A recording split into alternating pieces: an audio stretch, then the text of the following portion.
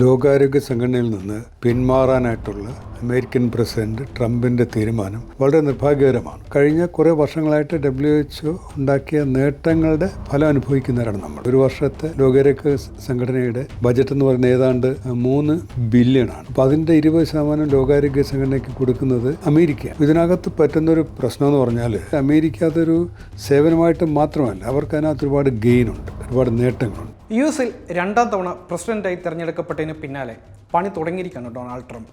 ലോക ആരോഗ്യ സംഘടനയിൽ നിന്ന് പിന്മാറുക എന്ന തൻ്റെ ഏറെക്കാലത്തെ ആഗ്രഹത്തിന് തുടക്കമിട്ടിരിക്കുകയാണ് ട്രംപ് ഇപ്പോൾ. ഇതോടെ അന്താരാഷ്ട്ര തലത്തിൽ പ്രവർത്തിക്കുന്ന സംഘടനയുടെ ഏറ്റവും വലിയ ധനസഹായ സ്രോതസ്സുകളിൽ ഒന്നാണ് നിലയ്ക്കുവാൻ പോകുന്നത്, അല്ല നിലച്ചത്. ലോക ആരോഗ്യ സംഘടനയിൽ നിന്നുള്ള അമേരിക്കയുടെ പിന്മാറ്റം ലോകത്തെ ആരോഗ്യ മേഖലയിൽ അരക്ഷിതാവസ്ഥ സൃഷ്ടിക്കുമോ? ലോകം മുഴുവൻ ചോദിക്കുന്ന ഒരു വലിയ ചോദ്യമാണിത്. ഇക്കാര്യത്തിൽ പൊതുജന ആരോഗ്യ വിദഗ്ധനും മുൻ ലോക ആരോഗ്യ സംഘടനാ ഉദ്യോഗസ്ഥനുമായ ഡോക്ടർ SS ലാലിന് പറയാനുള്ളത് എന്താണെന്ന് കൂടി നമുക്ക് നോക്കാം.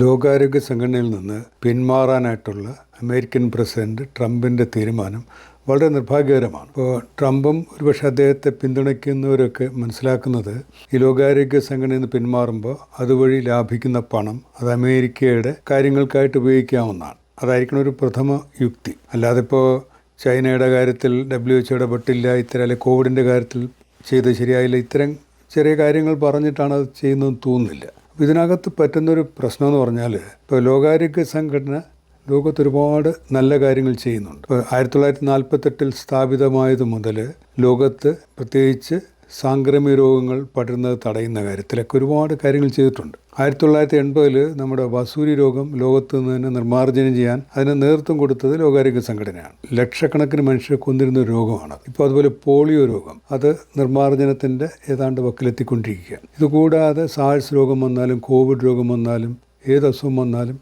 അതിനകത്തൊരു നേതൃത്വം കൊടുത്ത് ലോകത്തെല്ലായിടത്തും ഒരേ രീതിയിലുള്ള പ്രവർത്തനങ്ങൾ എത്തിക്കാനായിട്ട്, ആ പ്രവർത്തനങ്ങൾ ഏകോപിപ്പിക്കാനായിട്ട് ശ്രമം നടത്തുന്നത് WHO ആണ്. അപ്പോൾ കഴിഞ്ഞ കുറേ വർഷങ്ങളായിട്ട് WHO ഉണ്ടാക്കിയ നേട്ടങ്ങളുടെ ഫലം അനുഭവിക്കുന്നവരാണ് നമ്മൾ. ഈ WHOയ്ക്ക് പണം വരുന്നത് പല മാർഗങ്ങളുണ്ട്. ഒന്ന്, രാജ്യങ്ങൾ അവരുടെ ഒരു തോതനുസരിച്ച് കൊടുക്കണം. അതൊരു UN തീരുമാനിച്ചതാണ്. അപ്പോൾ രാജ്യത്തിൻ്റെ ജനസംഖ്യയും അതുപോലെ തന്നെ അവരുടെ ധനശേഷിയൊക്കെ നോക്കിയിട്ടാണ് തീരുമാനിക്കുന്നത്. അപ്പോൾ ആ കണക്കിൽ അമേരിക്ക കൊടുക്കുന്ന ഏതാണ്ട് 20%. ആലോചിച്ച് നോക്കണം, ഒരു വർഷത്തെ ലോകാരോഗ്യ സംഘടനയുടെ ബജറ്റ് എന്ന് പറയുന്നത് ഏതാണ്ട് 3 ബില്യണാണ്. $3 ബില്യൺ. അപ്പോൾ അതിൻ്റെ 20% ലോകാരോഗ്യ സംഘടനയ്ക്ക് കൊടുക്കുന്നത് അമേരിക്ക. അപ്പോൾ അത് അവരുടെ കാര്യത്തിലൊരു ഔദാര്യമല്ല, അത് ലോകക്രമം അനുസരിച്ച് അങ്ങനെയാണ്, അല്ലെങ്കിൽ UN തീരുമാനിച്ചനുസരിച്ചാണ്. ഇതുകൂടാതെ വോളണ്ടറി ആയിട്ടുള്ള ഡൊണേഷനുണ്ട്, അത് വലിയ എമൗണ്ടാണ്. അതാണ് 80% WHO ബജറ്റ്. അതിൻ്റെ 1/3 1/3 അമേരിക്കയാണ് കൊടുക്കുന്നത്. അപ്പോൾ ഇത് അമേരിക്ക എന്തുകൊണ്ട് കൊടുക്കുന്നു ചോദിച്ചു കഴിഞ്ഞാൽ അമേരിക്ക അതൊരു സേവനമായിട്ട് മാത്രമല്ല, അവർക്ക് അതിനകത്ത് ഒരുപാട് ഗെയിനുണ്ട്, ഒരുപാട് നേട്ടങ്ങളുണ്ട്. ഉദാഹരണത്തിന് അമേരിക്കയിൽ പല രോഗങ്ങളും കുറയുന്നതിൻ്റെ കാരണം അവർ ഈ ദരിദ്ര രാജ്യങ്ങളിൽ രോഗം കുറയ്ക്കുന്നതുകൊണ്ടാണ്. ഇപ്പോൾ ഒരു ഉദാഹരണം പറയാം, ക്ഷയരോഗം. ഇന്ത്യയിലാണെങ്കിൽ 27 ലക്ഷം പേർക്കാണ് ഒരു വർഷം ക്ഷയരോഗം വരുന്നത് പുതിയതായിട്ട്.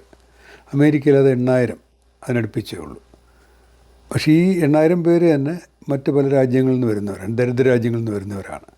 അവരുടെ ശരീരത്തിൽ ക്ഷയരോഗാണു കയറിയിട്ടുണ്ടാകും, ഇവിടെ വന്നിട്ട് ഏതെങ്കിലും സമയത്ത് അവർ രോഗിയാകും. അപ്പോൾ അത് ആലോചിച്ച് നോക്കണം. അപ്പോൾ അമേരിക്കയുടെ പല രോഗങ്ങളും, അപ്പോൾ ഇത് അമേരിക്കയ്ക്ക് തടയാനും പറ്റില്ല. ലോകം മുഴുവൻ യാത്രകൾ നടക്കുകയാണ്. ഒരുപാട് പേര് അമേരിക്കയിൽ ജോലി ആവശ്യങ്ങൾക്ക് വരുന്നു. ഈ തൊഴിലാളികളില്ലാതെ അമേരിക്ക മുന്നോട്ട് പോകാനും പറ്റില്ല. IT മേഖലയിലായാൽ ഇന്ത്യക്കാർ ഒരുപാട് ഉണ്ട്, മറ്റ് രാജ്യക്കാരുണ്ട്, ഡോക്ടർമാർ, നഴ്സുമാർ.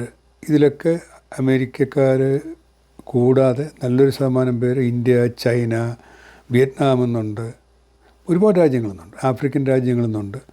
ഇതൊക്കെ പലതും ദരിദ്ര രാജ്യങ്ങളോ അല്ലെങ്കിൽ സാമ്പത്തിക ശേഷി കുറഞ്ഞ രാജ്യങ്ങളാണ്. അപ്പോൾ അവിടെ സ്വാഭാവികമായിട്ടും അസുഖങ്ങളൊക്കെ കൂടുതലാണ്. അപ്പോൾ ഈ അസുഖങ്ങൾ അമേരിക്കയിലേക്ക് എത്തും. നമുക്ക് ആളുകളെ ബോർഡറിൽ അതിർത്തിയിൽ തടയാൻ പറ്റും ഓരോ കാരണങ്ങൾ പറഞ്ഞിട്ട്, പക്ഷേ മനുഷ്യർ കൊണ്ടുവരുന്ന രോഗങ്ങൾ തടയാൻ പറ്റില്ല. ഇത് 2 വഴിക്ക് നടക്കാറുണ്ട്. അതുപോലെ അമേരിക്കക്കാർ ലോകത്ത് എല്ലാ രാജ്യങ്ങളിലും പ്രവൃത്തിയെടുക്കുന്നുണ്ട്. ഒരുപാട് രാജ്യങ്ങളിൽ ടൂറിസ്റ്റുകളായിട്ട് പോകുന്നുണ്ട്. ഇവർക്കൊക്കെ അണുബാധകൾ കിട്ടും. ഇത് പറയുമ്പോൾ മനസ്സിലാക്കാൻ ഒരു കാര്യം കൂടി പറയാം. ഇപ്പോൾ ആയിരക്കണക്കിന് വർഷങ്ങളുടെ പഴക്കമുള്ള രോഗങ്ങളാണ് മലമ്പനി, ക്ഷയരോഗം ഇവയൊക്കെ. ഇതുകൂടാതെ 80കളിൽ HIV AIDS വന്നു. ഈ ക്ഷയരോഗവും മലമ്പനിയും HIV രോഗം കൂടി ലക്ഷക്കണക്കിന് ആളുകളാണ് ഒരു വർഷം ഇപ്പോഴും കൊന്നുകൊണ്ടിരിക്കുന്നത്. ഇതിനൊരു കുറവ് വന്നത് 1990കളിൽ ലോകാരോഗ്യ സംഘടന പല കാര്യങ്ങളും തിരിച്ചറിഞ്ഞതുകൊണ്ടും 2000-ൻ്റെ ആദ്യം ഗ്ലോബൽ ഫണ്ട് എന്നൊരു സ്ഥാപനം സ്ഥാപിക്കപ്പെടുകയുണ്ടായി. അത് UN-ൻ്റെ ആഭിമുഖ്യത്തിൽ കോഫി അന്നാൻ മുൻകൈയെടുത്ത് സ്ഥാപിച്ചാണ് ജനീവയിലുള്ള ഗ്ലോബൽ ഫണ്ട്. ഈ ഫണ്ടും കൂടി ഒരുപാട് ഫണ്ട് രാജ്യങ്ങളിൽ നിന്നുള്ള പണം സ്വീകരിച്ച് ഒരു കോമൺ ഫണ്ടായിട്ട് ഉപയോഗിക്കുകയാണ്. ലോക ആരോഗ്യ സംഘടനയുമായുള്ള പങ്കാളിത്തം അമേരിക്ക ഇപ്പോൾ അവസാനിപ്പിക്കുന്നതും ധനസഹായം വേണ്ട എന്ന് വയ്ക്കുന്നതും വലിയ ഭവിഷ്യത്ത് ഉണ്ടാക്കുമെന്നതിനാൽ ഇക്കാര്യത്തിൽ ഒരു പുനരാലോചന വേണ്ടത് തന്നെയാണ്. ഇക്കാര്യത്തിൽ ആർക്കും ഒരു സംശയവുമില്ല. നമുക്കറിയാം, ഏതെങ്കിലും ഒരു രോഗം പടർന്നു പിടിക്കുകയാണെങ്കിൽ അത്തരം സാംക്രമിക രോഗങ്ങൾ ഏതെങ്കിലും ഒരു രാജ്യത്തിൻ്റെ അതിർത്തിയിൽ വെച്ച് നമുക്കൊരിക്കലും തടയുവാൻ സാധിക്കില്ല. കൊറോണ തന്നെ എക്സാമ്പിൾ. ആരോഗ്യ മേഖലയിലെ US സഹായം ഇല്ലാതാകുന്നത് മറ്റ് രാജ്യങ്ങളെ പ്രതികൂലമായി തന്നെ ബാധിക്കും. പ്രത്യേകിച്ച് ആരോഗ്യ സംവിധാനങ്ങൾ കുറവുള്ള ആഫ്രിക്കൻ രാജ്യങ്ങളിലും ചില ഏഷ്യൻ രാജ്യങ്ങളിലും. കോമൺ ഫണ്ടായിട്ട് ഉപയോഗിക്കുകയാണ്. ഈ ഗ്ലോബൽ ഫണ്ട് കൂടെ വന്നതിന് ശേഷമാണ് ലോകത്ത് ക്ഷയരോഗത്തെയും മലമ്പനിയെയും HIV ഒക്കെ കൂടുതൽ ഫലവത്തായിട്ട് നിയന്ത്രിക്കാൻ പറ്റുന്നത്. ഇപ്പോഴും മരണങ്ങളുണ്ടെന്ന് ആലോചിച്ച് നോക്കണം. ക്ഷയരോഗത്തിൻ്റെ കാര്യം വീണ്ടും പറയുകയാണെങ്കിൽ ഇന്ത്യയിൽ ഒരു വർഷം 27 ലക്ഷം പേർക്ക് ക്ഷയരോഗം ഉണ്ടാകുന്നുണ്ട്. അമേരിക്കയിൽ 8,000-ന് താഴെ. ലോകം മൊത്തത്തിൽ 1 കോടിയിലധികമാണ്. അപ്പോൾ ഇതിൻ്റെ നല്ലൊരു പങ്കും ദരിദ്ര രാജ്യങ്ങളിലാണ്. അവരുടെ സാമൂഹ്യ സാമ്പത്തിക സാഹചര്യങ്ങൾ കൊണ്ടാണ് ഈ രോഗങ്ങൾ അവിടെ കൂടുതലായിട്ട് കാണുന്നത്. അപ്പോൾ ഈ രോഗങ്ങളെല്ലാം അതത് രാജ്യങ്ങളിൽ നിയന്ത്രിക്കേണ്ടതാണ്. പക്ഷെ നമുക്കറിയാം, പലതും ദരിദ്ര രാജ്യങ്ങളാണ്. അവർക്ക് ഫലവത്തായ ആരോഗ്യ സംവിധാനങ്ങൾ ഉണ്ടാകണമെന്നില്ല.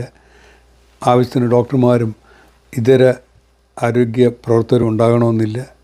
ഉണ്ടെങ്കിൽ തന്നെ അവരെ നിയന്ത്രിക്കാനോ അല്ലെങ്കിൽ അവരെ കോർഡിനേറ്റ് ചെയ്യാനുള്ള സംവിധാനങ്ങൾ, ഗവേണൻസ് നല്ല ആകണമെന്നില്ല.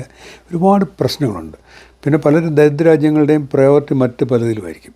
അപ്പോൾ ഇതിൻ്റെ ഇടയിലാണ് ലോകാരോഗ്യ സംഘടന അതിന് ഇഫക്റ്റീവായിട്ട് പ്രവർത്തിക്കാൻ വേണ്ടിയിട്ട് ധനിക രാജ്യങ്ങൾ കൂടുതൽ പണം നൽകുന്നത്. അങ്ങനെയാണ് അമേരിക്ക നൽകുന്നത്. അപ്പോൾ അത് അമേരിക്കയുടെ ലോകത്ത് തന്നെ അമേരിക്കയുടെ സ്വാധീനം ഉയർത്താനൊക്കെ ഇത്തരം സംഭാവനകൾ വഴി സാധിച്ചിട്ടുണ്ട്. അല്ലാതെ ഒരു ചാരിറ്റി ആയിട്ട് മാത്രം നൽകുന്നതല്ല. രാജ്യങ്ങൾ എവിടെ ചെന്നാലും, ഏത് ലോകത്തിൻ്റെ ഏത് ഭാഗത്ത് ചെന്നാലും US ഗവൺമെൻറ്റിൻ്റെ സാന്നിധ്യമുണ്ട്. ലോകാരോഗ്യ സംഘടന 194 രാജ്യങ്ങളിൽ അതിൻ്റെ പ്രവർത്തനം എത്തുന്നുണ്ട്. 150-ലധികം രാജ്യങ്ങളിൽ ഓഫീസുണ്ട്.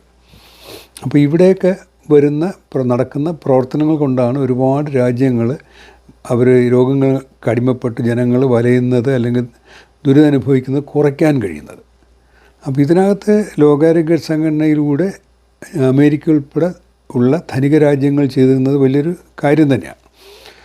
ഒരുപക്ഷെ അമേരിക്കയ്ക്ക് ഇതിൽ നിന്ന് പൂർണ്ണമായി പിന്തുണ പിൻവലിക്കണമെന്ന് പറഞ്ഞു കഴിഞ്ഞാൽ അത് അത്ര എളുപ്പമുള്ളൊരു കാര്യമല്ല. കാരണം ഇതൊക്കെ UN വഴി അല്ലെങ്കിൽ UN നയതന്ത്രത്തിൻ്റെ ഭാഗമായിട്ട് ഒക്കെ തീരുമാനിക്കുന്ന കാര്യങ്ങളാണ്. അപ്പോൾ UN-ൻ്റെ ഒരു പ്രത്യേക സംഘടനയായ WHO-ൽ നിന്ന് അമേരിക്ക പിന്മാറുമ്പോൾ അതിൻ്റെ പ്രതിഫലനങ്ങൾ ഒരുപാട് മേഖലയിലുണ്ട്. അതൊരു കാര്യം. കൂടാതെ ഈ രോഗനിയന്ത്രണങ്ങളുടെ കാര്യത്തിൽ ലോകത്ത് എല്ലാ കാര്യത്തിലും ഉപദേശം കൊടുക്കുന്ന ഒരുപാട് സ്ഥാപനങ്ങൾ അമേരിക്കയിലുണ്ടെന്ന് ഓർക്കണം. ഇപ്പോൾ അമേരിക്കയിലെ CDC പോലുള്ള പ്രസ്ഥാനങ്ങൾ അവർക്കും ലോകത്ത് മിക്കവാറും എല്ലാ രാജ്യങ്ങളും പ്രവർത്തനമുണ്ട്. അപ്പോൾ അവരുടെ പിന്തുണയോടുകൂടിയാണ് പല കാര്യങ്ങളും ഏകീകരിക്കുന്നത്. ഇപ്പോൾ ഒരു നാട്ടിൽ അസുഖം ഉണ്ടായിക്കഴിഞ്ഞാൽ അത് പെട്ടെന്ന് കണ്ടുപിടിക്കാനും റിപ്പോർട്ട് ചെയ്യാനും അനന്തര നടപടികൾ സ്വീകരിക്കാനായിട്ട് ലോകാരോഗ്യത്തെ സഹായിക്കാനും ഒക്കെ ഇത്തരം പ്രസ്ഥാനങ്ങൾ ലോകത്തെല്ലായിടത്തും ഉണ്ട്. അതിനകത്ത് ഒരുപാട് അമേരിക്കൻ പ്രസ്ഥാനങ്ങളുണ്ട്. അപ്പോൾ ഇതെല്ലാം പെട്ടെന്നൊരു സുപ്രഭാതത്തിൽ തകിടം പറഞ്ഞാൽ ലോകത്തിൻ്റെ മൊത്തത്തിൽ പൊതുജനാരോഗ്യ രംഗത്തെ ബാധിക്കും. ഏറ്റവും കൂടുതൽ ബാധിക്കാൻ പോകുന്നത് ദരിദ്ര രാജ്യങ്ങളെയാണ്. ദരിദ്ര രാജ്യങ്ങൾ കൂടുതലും ആഫ്രിക്കയിലും ഏഷ്യയിലുമാണ്. ആഫ്രിക്കൻ രാജ്യങ്ങളിൽ ആരോഗ്യ സംവിധാനങ്ങൾ പോലും പലയിടത്തും ഫലവത്തല്ല. ആരോഗ്യ പ്രവർത്തകർ കുറവാണ്, അവരുടെ അറിവ് കുറവാണ്, ശേഷി കുറവാണ്, അങ്ങനത്തെ പ്രശ്നമുണ്ട്. അവരെ കാര്യമായി ബാധിക്കും. ഏഷ്യയെ ബാധിക്കാൻ പോകുന്ന ഏഷ്യയിലെ ജനസംഖ്യ കൊണ്ടാണ്. ജനസംഖ്യയുടെ നല്ലൊരു ശതമാനം ഏഷ്യയിലാണ്. അപ്പോൾ അവിടുത്തെ ദരിദ്ര രാജ്യങ്ങൾക്ക് ഇതുപോലെ വലിയ ബുദ്ധിമുട്ടുണ്ടാകും. ഇന്ത്യക്കും ബുദ്ധിമുട്ടുണ്ടാകും. കാരണം ഇന്ത്യയും WHO വഴി ഒരുപാട് സഹായം നേടുന്നവരാണ്. ഇപ്പോൾ ഇന്ത്യയിലൊക്കെ തന്നെ ഇന്ത്യയിൽ 10,000-2,000 പേരെങ്കിലും എൻ്റെ അറിവിൽ അവിടെ പല മേഖലയിൽ WHO-യുടെ സ്റ്റാഫായിട്ടും കോൺട്രാക്ടർമാരുമായിട്ടൊക്കെ പ്രവർത്തിക്കുന്നുണ്ട്. അപ്പോൾ ഇത് ഉദാഹരണത്തിന് ക്ഷയരോഗം, പോളിയോ, ഇതിനൊക്കെ നൂറുകണക്കിനാണ് ഡോക്ടർമാരും ഇതര ആരോഗ്യ പ്രവർത്തകരും ഇന്ത്യയിൽ പ്രവർത്തിക്കുന്നത് WHO ആഭിമുഖ്യത്തിൽ. ഇവരെല്ലാം ഒരു സുപ്രഭാതത്തിൽ ഇവരുടെയൊക്കെ സാന്നിധ്യം ഇല്ലാതാകുകയാണെങ്കിൽ ഈ രോഗനിയന്ത്രണത്തിലൊക്കെ വലിയ ബുദ്ധിമുട്ട് വരും. പിന്നെ അമേരിക്കയ്ക്കും അത് ബുദ്ധിമുട്ട് വരും. അമേരിക്കയുടെ സ്റ്റാഫ് ലോകാരോഗ്യ സംഘടന എല്ലാ ഭാഗത്തും ഉണ്ട്. അപ്പോൾ അവരുടെ സാങ്കേതിക മികവിൻ്റെ മെച്ചം കാരണം, അല്ലെങ്കിൽ അവരുടെ ശാസ്ത്രീയ പിൻബലത്തിൻ്റെ കാര്യം, അതുവഴി എല്ലാ രാജ്യങ്ങളിലും അവർക്ക് പിന്തുണ കൊടുക്കാൻ പറ്റുന്നുണ്ട്. അതും രാജ്യങ്ങളിൽ നിന്ന് പിൻവലിക്കപ്പെടും. ജോലി നഷ്ടപ്പെടുന്ന രണ്ടാമത്തെ ഒരു കാര്യം മാത്രമാണ്. അപ്പോൾ ഇത്തരത്തിൽ അമേരിക്ക ലോകാരോഗ്യ സംഘടനയ്ക്കുള്ള പിന്തുണ പിൻവലിച്ചു കഴിഞ്ഞാൽ അത് ബാധിക്കുന്നത് മറ്റ് രാജ്യങ്ങളെ മാത്രമല്ല, അമേരിക്കയും കൂടിയാണ്. പിന്നെ ഈ രോഗവിവരങ്ങളൊക്കെ ക്രോഡീകരിക്കുന്നതും അവയൊക്കെ അനലൈസ് ചെയ്യുന്നതും അതൊക്കെ ഗ്ലോബൽ റിപ്പോർട്ടുകളായിട്ട് മാറുന്നതിനകത്ത് അമേരിക്കയുടെ ഒരുപാട് പിന്തുണ പ്രധാനമാണ്. പ്രത്യേകിച്ച് ഇതിനകത്തൊക്കെ കഴിവ് കുറഞ്ഞ രാജ്യങ്ങളിൽ, ഇതിനൊക്കെ സാങ്കേതിക മികവും അല്ലെങ്കിൽ സാങ്കേതിക വിദഗ്ധരൊക്കെ കുറഞ്ഞ ഒരുപാട് രാജ്യങ്ങളുണ്ട്. അവിടെയൊക്കെ അമേരിക്കയുടെ പിന്തുണ ആവശ്യം. അപ്പോൾ മൊത്തത്തിൽ ലോകത്തെ ഒറ്റ യൂണിറ്റായിട്ട് കണ്ട് പ്രവർത്തിക്കേണ്ട ഒരു കാലമാണിത്. ഒരുപാട് രോഗങ്ങൾ നമുക്കറിയുന്നതും പുതിയതുമായ രോഗങ്ങൾ വരികയാണ്. ആ സമയത്തൊക്കെ ലോകത്തെ ഒറ്റ യൂണിറ്റായിട്ട് കണ്ട് രോഗങ്ങൾക്കെതിരെയുള്ള നടപടികൾ, പ്രതിരോധ നടപടികളും ചികിത്സാ നടപടികളും ഒക്കെ വേണ്ടതാണ്. ആ സമയത്ത് പ്രധാന പങ്കാളിയായ അല്ലെങ്കിൽ ഏറ്റവും കൂടുതൽ ധനം നൽകുന്ന അമേരിക്ക പെട്ടെന്ന് പിൻവലിക്കുമ്പോൾ രാജ്യങ്ങളിൽ ആശയക്കുഴപ്പമുണ്ടാവും. അത് വല്ലാതെ ബുദ്ധിമുട്ടിക്കുന്നത് ദരിദ്ര രാജ്യങ്ങളായിരിക്കും. ഇന്ത്യയൊക്കെ സർവൈവ് ചെയ്യും. ഇന്ത്യക്കൊക്കെ നമുക്ക് അതിന് പകരമായിട്ട് ധനം കണ്ടെത്താൻ കഴിയും, ഇന്ത്യ പോലെ പല രാജ്യങ്ങൾക്കും. പക്ഷേ ലോകത്ത് ഇത് പറ്റാത്ത ഒരുപാട് രാജ്യങ്ങളുണ്ട്. അവരുടെ കാര്യമാണ് ബുദ്ധിമുട്ടിലാകുന്നത്. പിന്നെ അമേരിക്ക പല രാജ്യങ്ങളിലും അവർക്ക് ഗുഡ് വില്ലുണ്ട്, അവരോട് ഇഷ്ടമുണ്ട്. കാരണം അവർ പണം മുടക്കി അവിടുത്തെ ഒരുപാട് കാര്യങ്ങളിൽ സഹായിക്കുന്നുണ്ടാണ്. അപ്പോൾ അതിനുമൊക്കെ കുറവുണ്ട്. അങ്ങനെ പൊളിറ്റിക്കലായിട്ടും ഒക്കെ അമേരിക്കയ്ക്ക് ഒരുപാട് നഷ്ടമുണ്ടാകും. ഇതൊന്നും മനസ്സിലാക്കാതെ ആയിരിക്കുമോ ഇതൊക്കെ ചെയ്തെന്ന് ചോദിച്ചു കഴിഞ്ഞാൽ ഇതിൻ്റെ പിന്നിൽ ചില ചിന്തകളുണ്ടായിരിക്കാം. അത് പലപ്പോഴും ഈ തീവ്ര ദേശീയതയൊക്കെ അതിൽ അഭിരമിക്കുന്നവരൊക്കെ ഇത്തരം തീരുമാനങ്ങളെ പിന്തുണച്ചെന്ന് വരും. പക്ഷേ ലോകത്ത് ഒറ്റ യൂണിറ്റായിട്ട് കാണേണ്ടതുണ്ട്. നമ്മൾ ആരും ഈ ഒരു നാട്ടുകാരൻ മാത്രമല്ല, എല്ലാവരും 60,000-70,000 വർഷം മുമ്പ് ആഫ്രിക്കയിൽ നിന്ന് വന്നവരാണ്. അമേരിക്കയുള്ളവർ തന്നെ നൂറ്റാണ്ടുകളുടെ പഴക്കം മാത്രമേ അവർ വേറെ ഭൂഖണ്ഡങ്ങളിൽ നിന്ന്, പ്രത്യേകിച്ച് യൂറോപ്പിൽ നിന്ന് വന്നവരാണ്. അപ്പോൾ ഒരു നാട് ഒരാളുടെ മാത്രമായിട്ടില്ല. ഗവൺമെൻറ്റുകളുണ്ട്, ജനാധിപത്യ സംവിധാനങ്ങളുണ്ട്, രാജ്യത്തിൻ്റെ കാര്യങ്ങൾ പ്രത്യേകമായിട്ട് രാജ്യങ്ങൾക്ക് നോക്കേണ്ടി, ഇതൊക്കെ പറയുമ്പോഴും ഒരു രാജ്യത്തിന് ഒറ്റയ്ക്ക് നാട്ടിൽ നിലനിൽക്കാൻ കഴിയില്ല. വേറെ ഒരു നാട്ടുകാരും വേണ്ടെന്ന് പറഞ്ഞാൽ അമേരിക്കയ്ക്ക് സർവൈവ് ചെയ്യാൻ പറ്റില്ല. അപ്പോൾ ഇങ്ങനത്തെ കുറേ കാര്യങ്ങൾ ഇവർ മറന്നു പോകുന്നു. അതുമാത്രമല്ല, ആഗോളതലത്തിൽ മനുഷ്യർ തങ്ങളുടെ സൗഹാർദ്ദം, സാഹോദര്യം, ഇതിനൊക്കെ ഇത് ബാധിക്കും. അമേരിക്കക്കാർ സഹായിക്കുന്നത് കൊണ്ട് ജീവൻ തിരിച്ചിട്ട് ഒരുപാട് മനുഷ്യർ ലോകത്തുണ്ട്. അത് പെട്ടെന്ന് പിൻവലിക്കുമ്പോൾ അതുവഴി ജീവിതം നഷ്ടപ്പെടുന്നവർ, അവരുടെ മനോഭാവം എന്തായിരിക്കും എന്ന് ആലോചിച്ച് നോക്കണം. അപ്പോൾ ഒരു ലോകത്ത് ഒറ്റ യൂണിറ്റായിട്ട് കണ്ട് മനുഷ്യരെല്ലാവരും വ്യത്യസ്ത കാരണങ്ങളാൽ വ്യത്യസ്ത പ്രദേശങ്ങളിൽ ജീവിക്കുന്നതെന്ന് മാത്രമേ ഉള്ളൂ. ആരുടെയും സ്വന്തം തീരുമാനം കൊണ്ട് ഒരു നാട്ടിലും ജനിച്ചവരോ ജീവിക്കുന്നവരോ ഇല്ല. ജീവിക്കുന്നവർ പക്ഷേ സ്വന്തം തീരുമാനമായിരിക്കും. പക്ഷേ ജനിക്കുന്നതിനകത്ത് സ്വന്തം തീരുമാനത്തിന് വലിയ കാര്യമില്ല, സ്വന്തം തീരുമാനമല്ല. അപ്പോൾ അങ്ങനെ കാണണം. അത് മാത്രമല്ല, മനുഷ്യരെ നമുക്ക് അമേരിക്കയിൽ വരുന്നത് തടയാൻ കഴിയുള്ളൂ. പക്ഷേ രോഗാണുക്കൾ എല്ലാവർക്കും എവിടെ വേണമെങ്കിലും വരാം. പ്രത്യേകിച്ച് പാശ്ചാത്യ രാജ്യങ്ങളാണ് ഒരുപാട് രോഗങ്ങൾ മറ്റ് രാജ്യങ്ങളിലേക്ക് പടർന്നത്. അപ്പോൾ അത് അവിടെ അവർക്ക് നിയന്ത്രിക്കാൻ പറ്റാത്തതുകൊണ്ട് കൂടുതലാണ് അത് ഇവിടേക്ക് അമേരിക്കയിലേക്ക് തിരിച്ചു വരികയും ഇത് മൊത്തത്തിൽ ആഗോളതലത്തിൽ നിലനിൽക്കുന്ന ഒരുപാട് പ്രശ്നങ്ങൾക്കും ഒരുപാട് വൈവിധ്യങ്ങൾക്കും ഇടയിൽ നിൽക്കുന്ന ഒരു സന്തുലിതാവസ്ഥയുണ്ട്. ലോക ആരോഗ്യ സംഘടനയുമായുള്ള US-ന്റെ ബന്ധം അവസാനിപ്പിക്കാനുള്ള പുതിയ പ്രസിഡന്റ് ഡൊണാൾഡ് ട്രംപിൻ്റെ ഈ ഒരു തീരുമാനം ലോക രാജ്യങ്ങൾക്ക് മുഴുവൻ വലിയ തലവേദനയാണെന്ന് പറയേണ്ടിയിരിക്കുന്നു. കോവിഡ് കാലത്തെ ചൈന പക്ഷപാതിത്വം ആരോപിച്ചാണ് ട്രംപിൻ്റെ ഈ ഒരു നടപടി എന്ന് പറയുന്നത്. US അനർഹമായി ഫണ്ട് അനുവദിച്ചതും ഇതിന് കാരണമാണെന്നും ട്രംപ് പറയുന്നു. ലോകത്തെ മൊത്തം ആരോഗ്യ മേഖലയിൽ ചലനങ്ങൾ ഉണ്ടാക്കുന്നതോടൊപ്പം US ആരോഗ്യ മേഖലയ്ക്കും നഷ്ടങ്ങൾ ഉണ്ടാക്കുന്ന തീരുമാനമായിരിക്കും ഇതെന്നുള്ള കാര്യത്തിൽ ആർക്കും സംശയമില്ല.